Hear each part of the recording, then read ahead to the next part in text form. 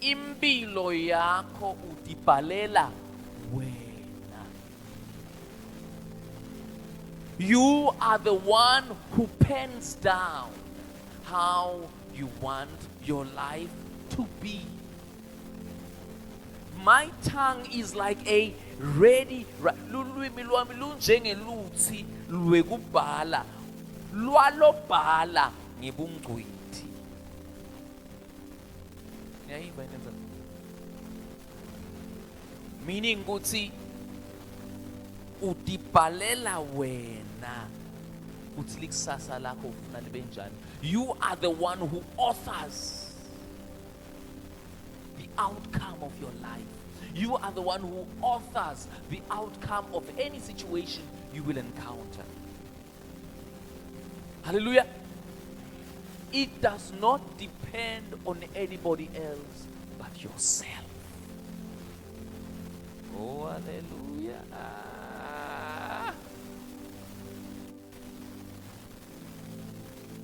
Lekusho ukuthi kunelibhuku la ubhala khona. There's a book where you write. Although ungaliboni, but there's a book where every word is recorded. There's a book where every word is recorded. Kunencwadi la onke emavi, onke magama la kaphuma emilonyeni yethu lotshwa khona. And there is something about that book. Masiya kuMalachi, incwadi ya Malaki. Mr. Nzima, I see you there. That's my brother. Hallelujah. God bless you, my brother. Amen. Likhuluma nga the book of remembrance. Woo. Jesus, Malaki kubu manje. We are Malaki. Pray in the spirit if you can pray. Malachi chapter 3 verse 16. Jesus, this is good stuff. Amen. Malachi chapter 3 verse 16. Malachi 3 verse 16.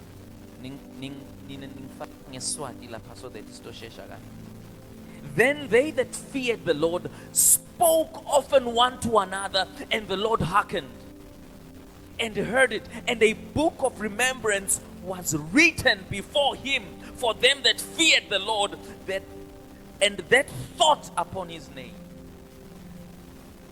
Nalabo ke labesaba uNkulunkulu bakhulumisana bodvana. Simakatse walalela weva. Incwadi legoqotwako yesikhumbuzo yabhalwa embi kwakhe macondzana nalabo labesaba simakatse bahloniphe libito lakhe. Ibhalwa ngani lencwadi yesikhumbuzo?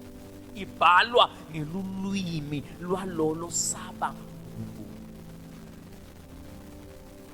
So uNkulunkulu lencwadi he always visits it. He always visits the book of remembrance. He always visits the book of remembrance. He visits what you say with your words. uNkulunkulu uyayivakashela lento loyikhuluma ngemagama akho ngemlomo wakho ngoba iyalotshwa kuye. So that's why you need to be careful with what you say with your mouth.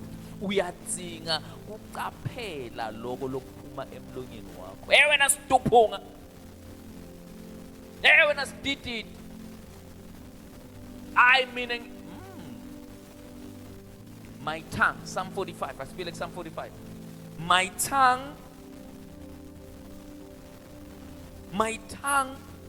is a pen of a ready writer. So bakhona lababhala ama jokes ngetimilo tabo. Nembala, your life will be a joke. There are those who author foolishness with their mouths. Indeed, your life will be full of foolishness. Oh, you are too serious.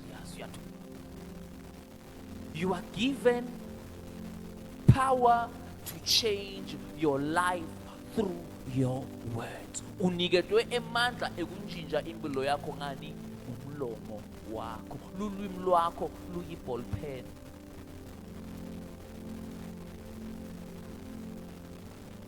Then the Lord comes and He reads your book, what you wrote, and then He performs that which you wrote. uNkulunkulu uperforma lokho lokubhalile wena ngencwadi ngemlomo wakho. I would hear people bathi yabona mina ku-8 ngeke ngize ngifike. I heard people like that. I know mina angifuni kufika ku-8. And I've also heard people say yabona mina I don't want to be rich. I've heard people say yabona empilweni yami ngiyayidzinga i-controversy ngiyana. I would hear people that I will not get married, men are dogs. I will not get married because women are what. I would hear such things. Guess what? uNkulunkulu hears the same thing. It is what you have written and what's in your pillar work. You have authored nonsense in your. That's why whatever you have authored is what you will receive, is what you will see. Loko lokubhalile ebhukwini lakho ngiloko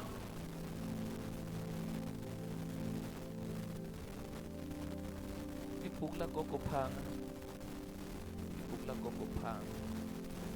Kumakhwa ebhukwini lakhe ama-marks akhe ayegameni lakhe. Ngeke uthi hayi namuhla ngiyodla ngale kagogo phanga. Cha. Asisheri ma-scripts sakho ngilethi lotibhalele sona wena. Ayi mina ngingulahlile, mina ngingizondiwe, mina you are writing. Hello, which in the black community ngilo gama le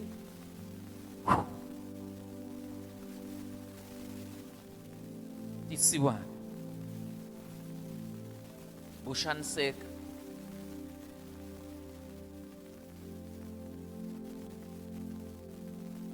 ubhalane ebhukwini lakho with that pen, the pen of power, ball pen yemandla,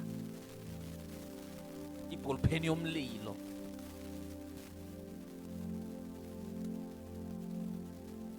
Are we together?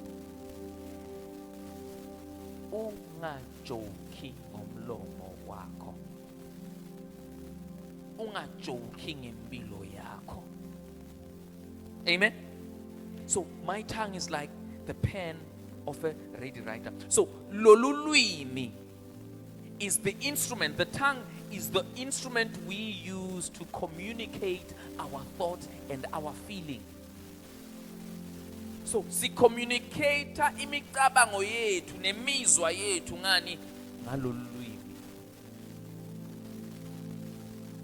So lolulwimi luyi medium leletha lokhu lokungabonwa to the visible. The tongue will bring to life what is not yet seen. Lulwimi ngilo loluphilisa lokhu lokusemqondweni wakho.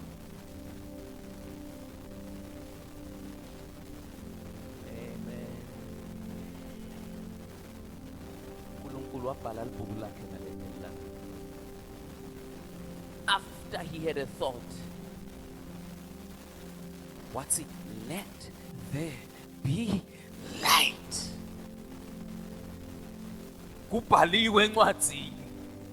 Light. Literally, he said it and he saw it. Why khuluma wabe sesowuyayibona seyiyendeka. Guess ukuthi emva kwaloko wathi it is good. It is good. Nembala ngisho nanamhla light is good. And he said, lilanga liyawuphuma ekuseni, lilanga liyawubusa emini, inyeti ibuse ebusuku. It author nanamhla naloku kusengakanjinji ngoba kwabhalwa encwadzini yakhe. No. You see, we are so playful with our words. Siyadlala ngemagama ethu asathi ukuthi sidlala ngemandla, and many of us senda msebenzi wasathane. We are doing the devil's work. We bewitch ourselves. Siyatitsakatsa tsine. Bese uya ndumbeni. You go to the ndumba and you're looking for who is bewitching you. They will not say it's you. Ngeke bathi nguye ati lawyer. They will say it's your mother. It's your brother. It's your sister. It's your neighbor. Not you. You've been bewitching yourself, Chomi. Say, Ngani, you've been bewitching yourself. Do you remember what you said?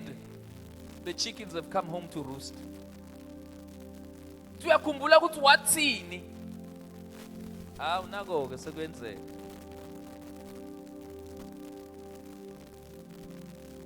Be careful what it is that you say to your children, over your spouse, over your husband, over yourself. Amen. Are you blessed? So the tongue is what brings our thoughts to life. Emveni kokuba sewuruminateile cabanga, lithi ku Genesis chapter 1, and the Spirit of the Lord was brooding over the waters. Umoya kaNkulunkulu bowuvunguza phezu kwamanzi. Lokuvunguta, it's like thinking, brooding, meditating.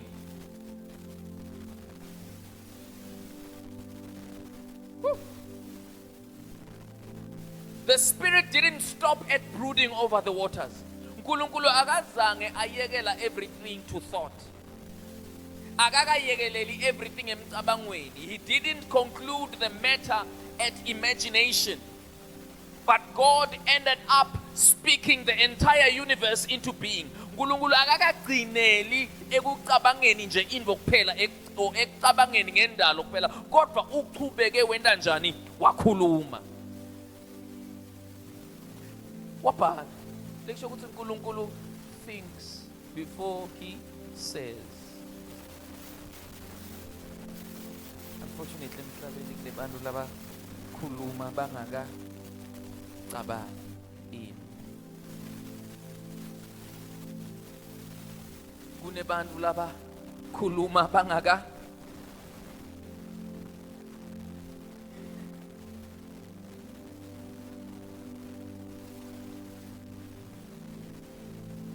kwasha kancane. Hawu sebangifikele bathakathi. Kwasha kancane hey botokoloshi. Kwasha kancane ngiyafa. Kwasha kancane. Hawu. If it was in a war, I would say this person is a trigger happy someone. Kube bekukusembini. And this person is a trigger happy person. Kune masotsha lathanza usqueeze I-trigger such that nanoma ngakuligundwane bafuna kulifaka inhlavu. Nanoma kuyinkukhu ehamba niyobulala inkukhu lapha. Sidubule.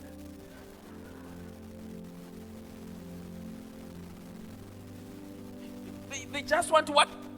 Squeeze. Angakayicabangi into. Hallelujah. Nanoma sekungiwakubo. Ufuna kwenda njani? This is what we are doing to ourselves. If we just speak without thinking. May God help us. Amen. Hallelujah. Because of time, may God help us in Bella. See the time. 6 minutes past 1. Jesus help me. Amen.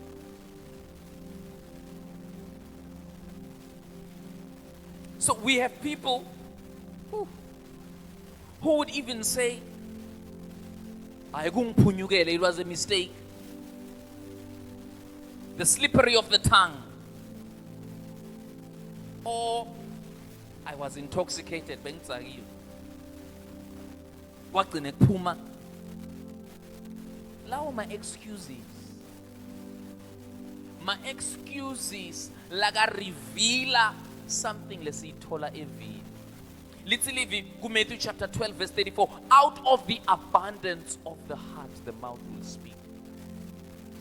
Loku logcwele kona enhlitiyweni umlomo wakho uyakukhuluma. Emqondweni kwaNkulunkulu bekunawe, that's why wagcina athi let there be. Lo lokugcwaliswa ngiko, what you are full of is what will come out of your mouth.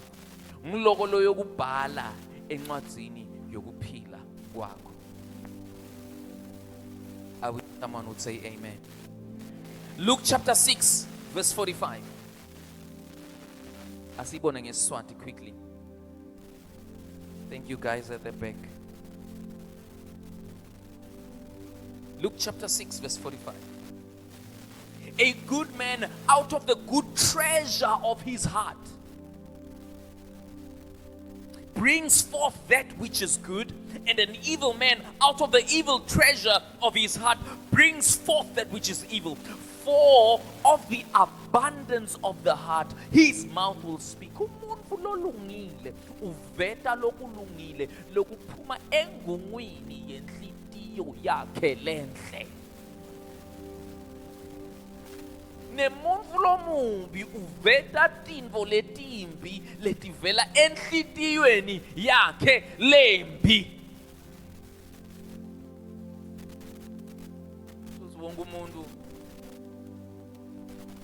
unale le container, le storage, which is your mind, your thoughts, mcabango wakho. He says, out of the goodness of your heart, enhlitiyweni yakho lenhle. Iba yinhle njani inhlitiyo yakho? Iba yinhle ngenxa yokuthi ufake imicabango lemihle. How do you have a good heart? You have a good heart because you have stored good thoughts. So if you have stored these good thoughts, whatever is good, whatever is pleasant, whatever is such of a good report, think on these things. Konke lokuhle, konke lokune report lenhle, konke lokumnene, ucabangani ngato nati tintfo. Siyaniketwa tintfo lekumele sicabange ngato, siyaniketwa tintfo lekumele sigcwalise tinhlitiyo tethu ngato. Ngoba uNkulunkulu uyathi ukuthi I have given you the pen of a ready writer. Shayla Jehovah dad.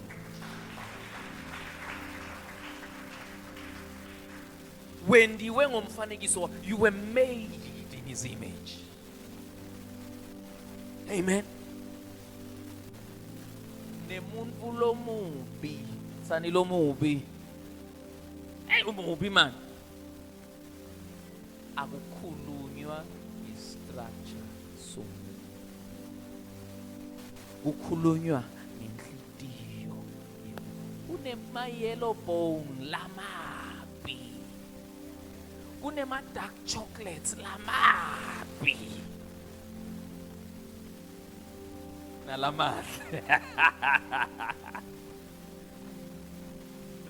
Hallelujah. Umuntu muhle njani inhlitiyo yakhe.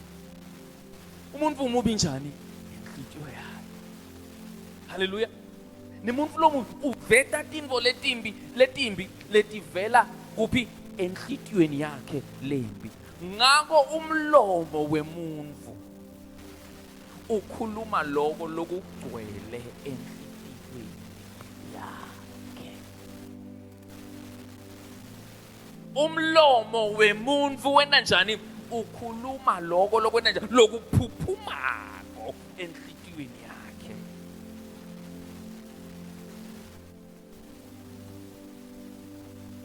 Praise the Lord. Athi uNkulunkulu kuJoshua chapter 1 verse 9 and 10.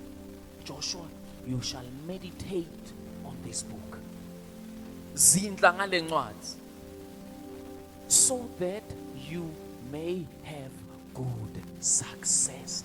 Kuze ube nempumelelo. Cabanga ngale ncwadi. Fill yourself with this law, this book of the law, so you shall make your way successful. uNkulunkulu bekayaphi lenzani? Usiyabona nabantwana bami bafuna kuphumelela. Nabantwana bami bafuna kuba ahead in life. Nabantwana bami bafuna kubona better days, good day. Let me give them this secret. Think about my book. Think about my word. Ngoba ngiyathi ukuthi when you continually think on this thing, out of the abundance of the heart, the mouth will speak. Now lokhu uchubeka uzindla ngale ncwadi. Now lokhu uchubeka ucanga ngami, umlomo wakho uyayishuta inhlavu. Umlomo wakho uyakuyibhala le ncwadi. And then you will be what? Successful. Who wants to be successful here? We all want to be successful. Hallelujah. So what is the secret? No. Zindla ngelivi. Aze athi Davide, Psalm 19 verse 14. Let the words of my mouth and the meditations of my heart be pleasing and acceptable to you. Emavi emlomo wami netizinto tenhliziyo yami tengqondo yami matemukeleke kuwe. In other words, Nkosi mawuthi na ubona leli bhuku lengilibhalile ngempilo yami, receive the glory. Jabulela kuyenda lento. When you see what I've authored with my mouth, may you be pleased. So ingqondo yakho isebenzisana nomlomo wakho. You have one mind and one mouth. Hallelujah.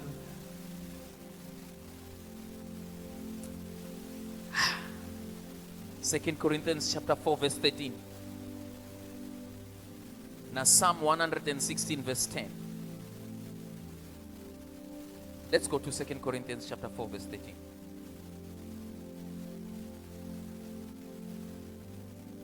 Ngeke ngithule nginobufakazi kimi. Ngizothula kanjani? We having 2 Corinthians 4 verse 13, we having the same spirit of faith, according as it is written, I believed, therefore have I spoken. We also believe and therefore speak. Umbhalo uthi ngangikholwa uNkulunkulu. Ngako ngakhuluma. Ngangikholwa kuNkulunkulu. Ngako lokho kukholwa kwami ngakhuluma. Nathi futhi sinawo lowo moya wekukholwa kuNkulunkulu. Ngako ke sikhuluma. Awukholwa ungakhulumi. Ningiva. You do not believe and keep quiet.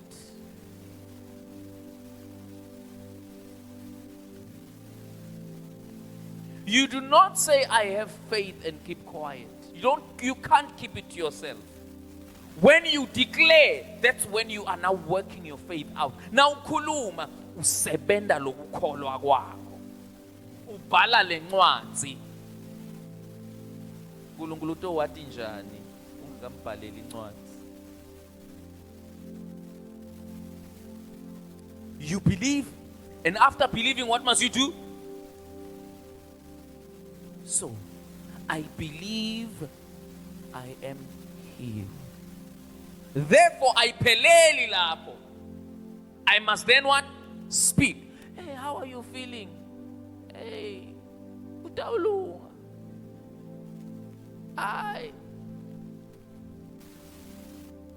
You must believe. Speak what you believe. Kuluma loku lokholwa ngiko. No maranguboni kusengakafiki. Faith is the substance of things hoped for, the evidence of things not yet seen. We walk by faith and not by sight. Sihamba ngokukholwa hayi ngemizwa, sihamba ngokukholwa hayi ngokubona. Ay mara angifuni kuva kwakho, ngifuna ifaith yakho.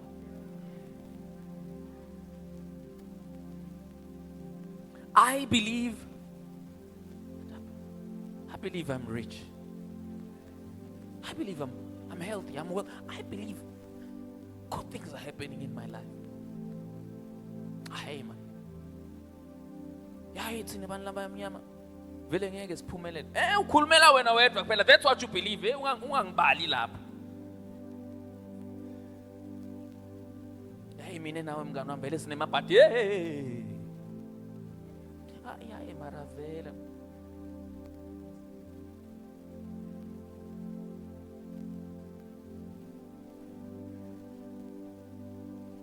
Balele wedwa incwadi yakho ungangifaki encwadini yakho. Hallelujah. Ngoba naNkulunkulu afunza lencwadi, saw difference sofunana ngalapha. Hallelujah. Praise God. Pastor Nconga lelinye ilanga uyangilo. Ubuye ekhaya, I think she came from home. Fakazi bakhe. Amen. Uthi ngibe ne-encounter nalomnye sesi wami. Ukhulume amagama la kangihlabile. Ngadecide lapho ukuthi I don't want to be among them. Yabona lento la kayikhulumi. I refuse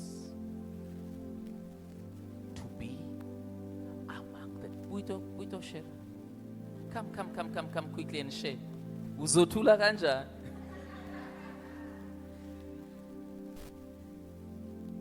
You believe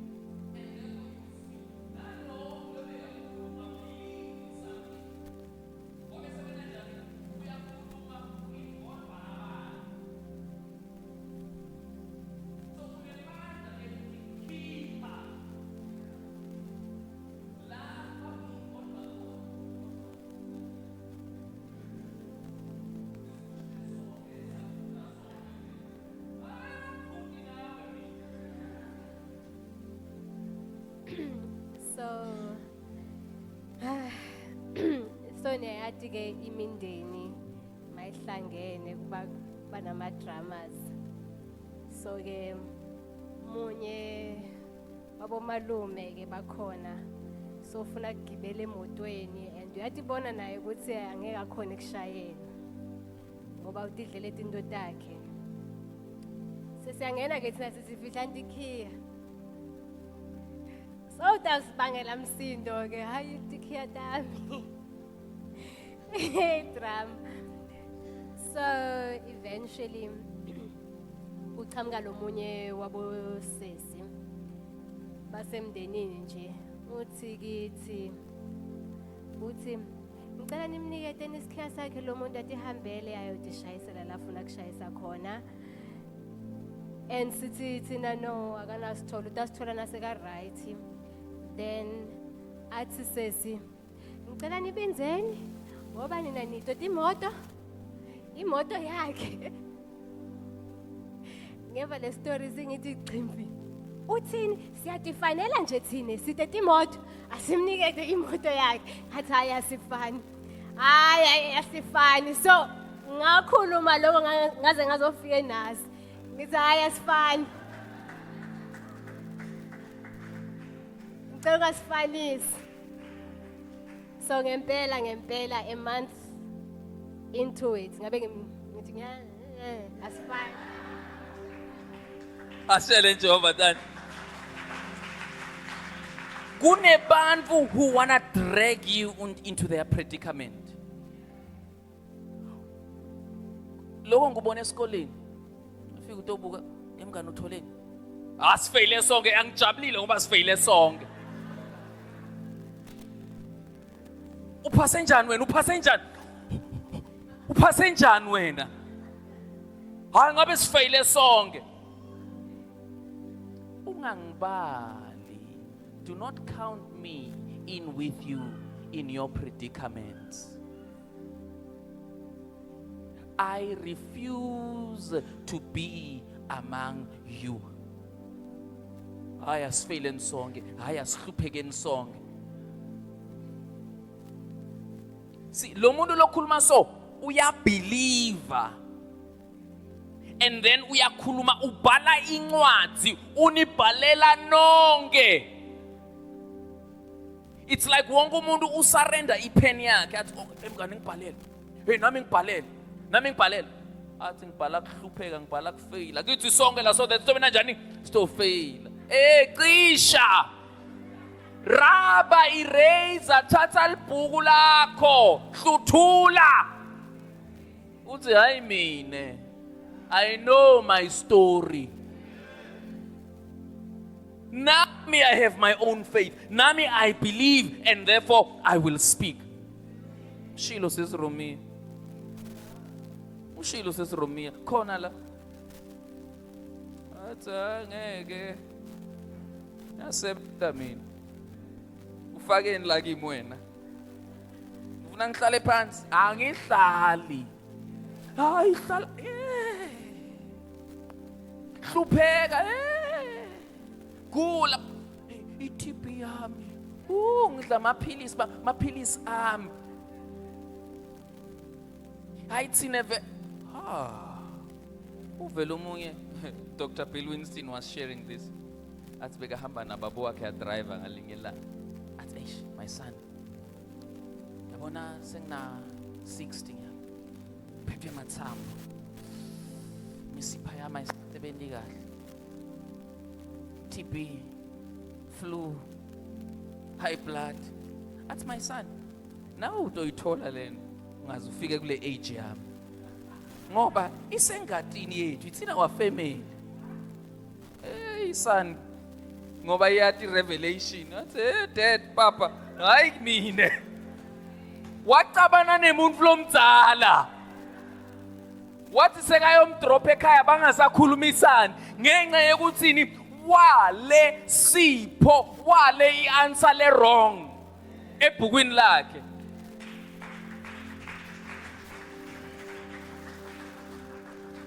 Proverbs 18 uthini life and death is in the power of the tongue. Kufa nekuphila kusemandleni ani elulwimi. Kodwa namhla siyati ukuthi ululwimi lusebenta nalendvolelela itu. We know that the tongue doesn't operate alone. It is connected with how you believe, with what you believe. Amen. Psalm 39 verse 3. Can we have it in Siswati lapayana? Psalm 39 verse 3.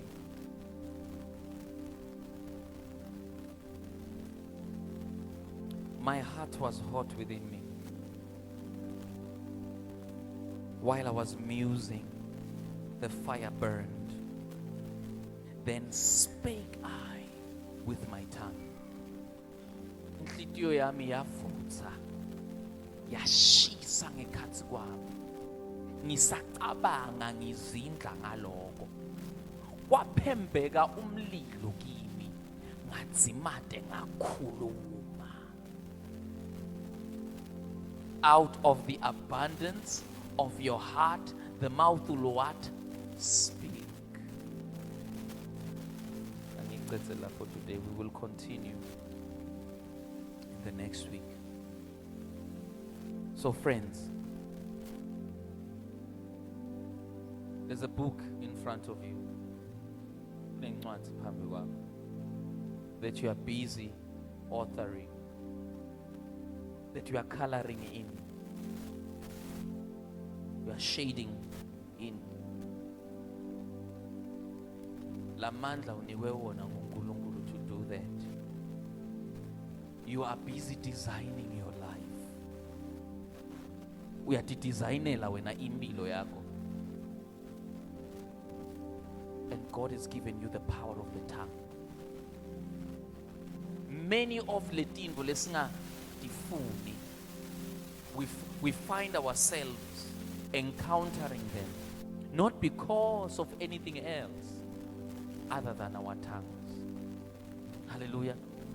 99% of the time, it's not the devil working.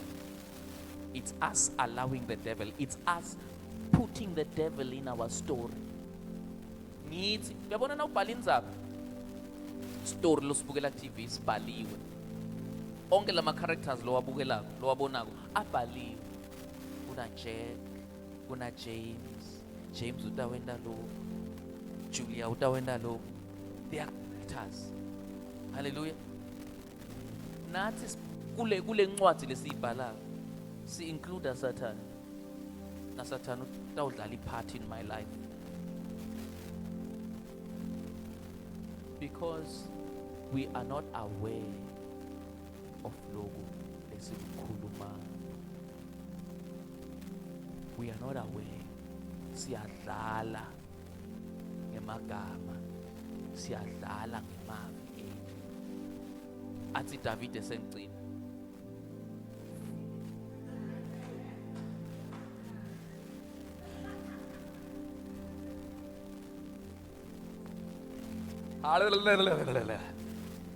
The blood of Jesus in my mouth, Lord. Yabona? Ngi-aware kodwa ukuthi ngithini. Apply igadi ya Jesu phambi kwenu. Phambi kwenu. Wena lokushila itolo, you are not even aware. Athi David, Nkosi, faka gadze emlonyeni wami. Faka gadze emlonyeni wami. Set a watch, set a guard in my mouth. Uze ngikhulume lokhu lengifuna ukubona. Uze ngikhulume lokhu lokutawujabulisa wena. So that I may speak that which is pleasing to you. Hallelujah. You are given a pen. It's time to author your life. Let us stand. Singaphaka.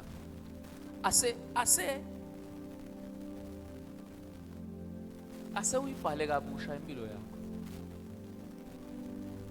Ase uyibhale kabusha impilo yakho. Ibhale kabusha. Namhlanje ase si-eraseni iphathi yaSathane empilweni tethu. Ase sicisheni iphathi yaSathane. Ase sicisheni all the unwanted characters empilweni tethu. Ubhale ngelilwimi, cishe futhi ngelilwimi. Uyibhale ngelilwimi, icishe futhi ngelilwimi. You're going to pray for yourself right now. Before does it. I want loyo na loyo le Kristu Jesu angakamemukeli empilweni yakhe. I would like you to receive Jesus Christ as the Lord and Savior of your life. Ngoba na uKristu uniketwa lamandla ekucima all the nonsense in your life. But now ungekho kuKristu, you are under the power of the wicked one. Khuleka nami uthi Nkosi Jesu, I receive you as my Lord and my Savior. Ungumsindisi wempilo yami. I surrender to you, Lord. Thank you for dying on the cross for me. Ngiyabonga kungifela esiphambanweni. Ngiyabonga kufela tonodana. Kusukela namhla ngisidalwa lesisha. Ngidelwe kabusha. Igameni likaJesu Kristu. Amen.